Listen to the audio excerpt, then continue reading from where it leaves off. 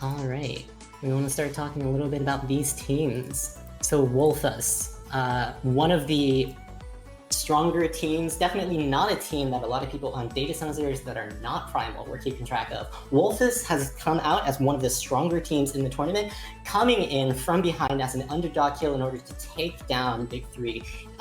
Some of the stronger players inside of CC and inside of FF14 as a whole, to become our #1 seed. Now, these guys just won Mock Talk, and just like that, they are suddenly the people to watch. It's going to be interesting to see whether or not these guys can keep their momentum going. And a lot of the way that they end up winning these games, a lot of this performance, a lot of this dominance is based on their ability to sync very quickly, especially in that opening fight. They've used that Bard to exceptional effect, especially in these opening fights, to the point where a lot of their LBs are almost not being used to win fights so much as they're used as an ace in their pocket in order to make sure that they have insurance if they start losing them. Like, that is just, once they grab momentum, it is hugely dominating. Yeah, their tempo output is absolutely incredible, and what we saw in that very first match that Skill Issue was capable of, we will see the same from Wolfas without a doubt, no matter what comp they pick. But they also typically run Dragoon, which allows that Wormwind thrust to go out on top of all the rest of the burst that they are capable of, and it is just an absolutely insane onslaught. So it will be very interesting because it has been a week since Wolfas won the last tournament. It will be very interesting to see if all the practice other teams have put in will result in maybe an upset, or maybe other teams have figured out a counter strategy that they've been able to put together to try to break that tempo. Because by Wolfas' own admission during the interview conducted after winning the last match, they admit, they're not very good on the back foot. So if they lose that tempo, they're not as coordinated. But to be fair, no one's managed to put them on that back foot yet. So you got to get them there first to take advantage of it, and we'll see if anyone's able to do that in this tournament. The first team that's going to be trying that out, trying to beat the David against this Goliath, is Maneki Akari. This Dynamis team is relatively newcomers. These guys are pretty dark horses, at least for me anyways. This Dynamis team is half comprised of people who started out in the Primal Pit beginner tournament.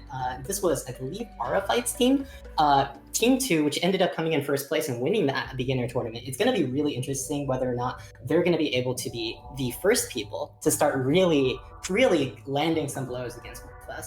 It's going to be definitely going to be interesting to see whether or not they can get that early momentum.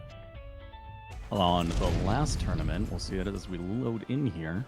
Are they running the Bard still? They are running the Bard, but last time they had Worldstar on Dancer, and they have him on Warrior now. And Ice is on Astrologian instead of Gunbreaker.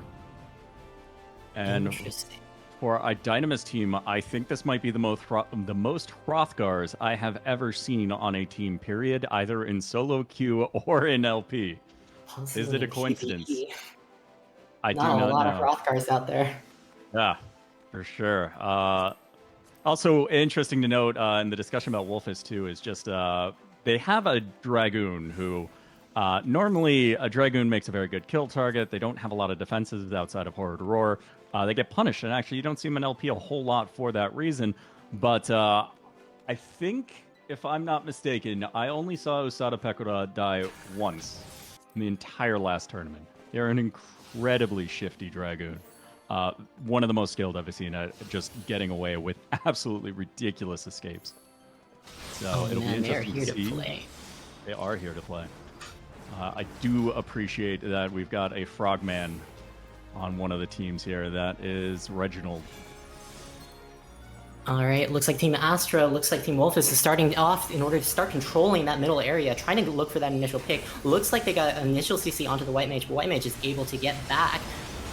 Dragoon goes in, Dragoon immediately guards in order to try to get some of that damage mitigated, and they immediately counterattack onto the Dancer. Right, they have a good cleave going. They did a lot of damage to manage. The mana is just being drained from Maneki. I think I'm saying that right. Their Dark is about to go down. Yep. And their whim is not going to last long afterwards. Their Dragoon in life might be about to be abused here and exploded. There it is. That might have been intentional, though. Really explosive open from Wolfas. Going Right. in order to try to bait that much damage, Oh, just knowing that you're Wolfas going to be the kill target just- with that.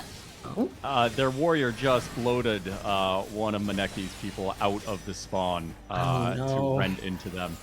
You know, that... oh, down goes their paladin. Oh, that is a Forcing- disaster. Even when Team Umbra is actually regrouping, waiting in spawn in order to try to not stagger, Wolfas is forcing the issue. Yeah, World Star not going to let that happen. Almost, you know, it's not actually bad manners, but it sure does feel bad, you know, if you're on the receiving end. Out goes Pekra's Dragoon LB on top of the White Mage. There's Warrior LB out as well. There's no guards, and that is Cap from Wolfas. I don't think they stopped pushing the entire time.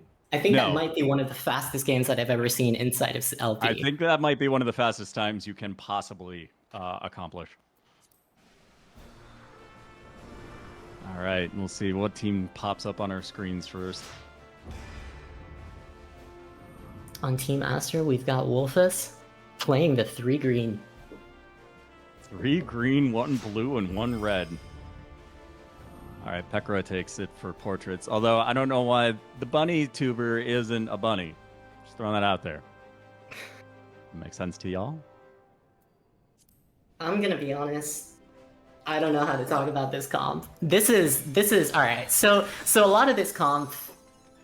Okay, so obviously with 3 healers itself, it's gonna end, especially with probably one of the tankiest tanks inside of CC. We've got Dark Knight and as much health as the Dark Knight could possibly want. Maybe this is just the Dark Knight gonna be hitting Shadowbringer. I think the goal is to just make World Star into the world's largest field battery. You're going to have Dancer healing on top of all these 3 other healers. The support is just going to be insane. It's definitely worth pointing out that Dancer is also pretty much a healer, especially with the recent buffs to in they go.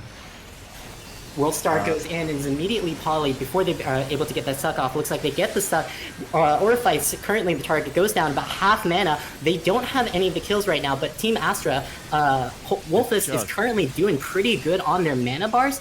Yep. Really the strength of those 3 healers. Immediately able to get that Dancer, goes on to get that Paladin, starts to get that dominant control over that center point. As the checkpoint starts to move in towards the center.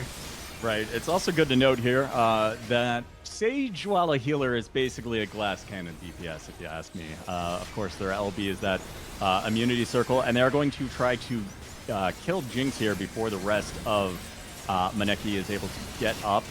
They're not going to succeed in protecting him, and in the process, some of them have dropped down. The whole team's down. Let's see. It looks like Wolf is going to abuse them for that, and they are going for the Dragoon. Out he goes. So healers in this mode, of course, as anyone familiar with it knows, aren't really necessarily purely healers. Now, Ass certainly is more than the others, but Wem has its fair share of burst. So does Sage, and that is just a lot of healing to go on top of that.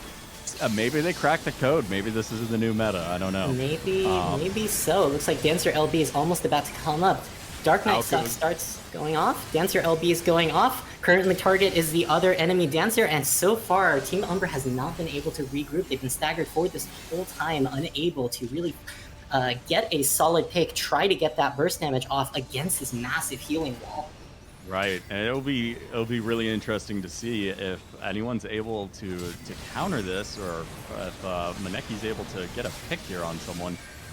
Doesn't look like they're going to succeed right this second. Down goes the Whim next. Dancer's coming back in. The stagger is just unreal. Out goes the Sage LB, which is going to, make them immune to damage, and probably they're about to use it for... No? Okay, they didn't use it offensively, but they could have. It does put a powerful dot on anyone that gets impacted by it.